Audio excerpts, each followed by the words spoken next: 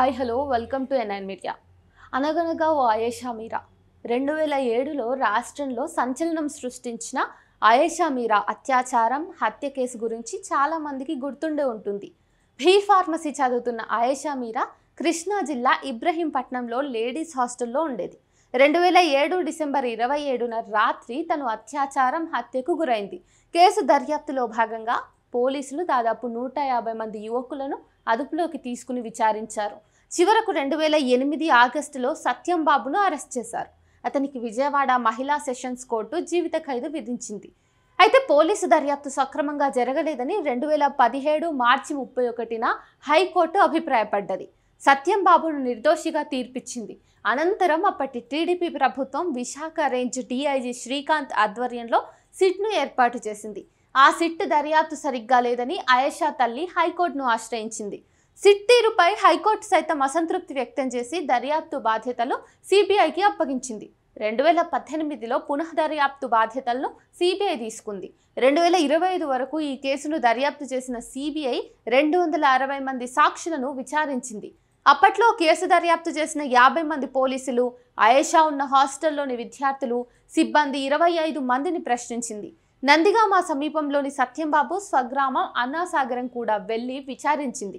ఆయేషా అస్థికలను స్వాధీనం చేసుకుని హైదరాబాద్ గాంధీ వైద్య కళాశాలలో రీపోస్ట్ మార్టం నిర్వహించారు.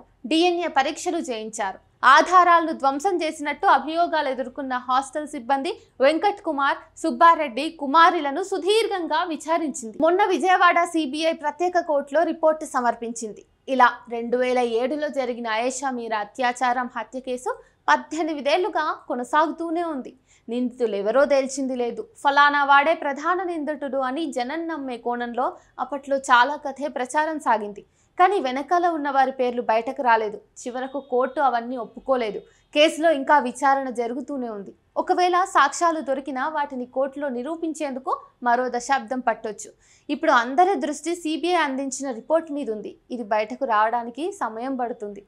మరి ఈ కేసు ఎక్కడికి వెళ్తుంది? ఈ కేసులో నిజంగా నిందితులకు శిక్ష పడుతుందా లేదా?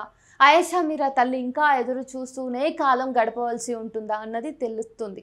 అయితే మన దేశంలో సగటు ఆయేషా మీరా లాంటి చెల్లెళ్ళు, మనలాంటి ఆడపిల్లలు అత్యాచారానికి హత్యకు గురవుతే మన పరిస్థితి కూడా రేపు ఇలాగే ఉంటుంది అనే దానికి ఆయేషా మీరా ఘటన ఒక తర్కాణంగా నిలుస్తుంది. అంతేకాదు, మనల్ని ఎలాగో అత్యాచారానికి గురవకుండా, హత్యలకు గురవకుండా, బాధపడకుండా ఈ వ్యవస్థ, ఈ రాజకీయ నాయకులు కాపాడలేరు. కనీసం ఒక దాడి జరిగినా, ఒక అత్యాచారం జరిగినా న్యాయం దొరుకుతుంది అనడానికి వీలుగా కూడా ఈ రాజకీయ వ్యవస్థ కానీ, ఈ న్యాయ వ్యవస్థ కానీ పనిచేస్తుంది అనడానికి ఏమాత్రం కూడా సగటు ఆడపిల్లగా నాకైతే నమ్మకం లేదు.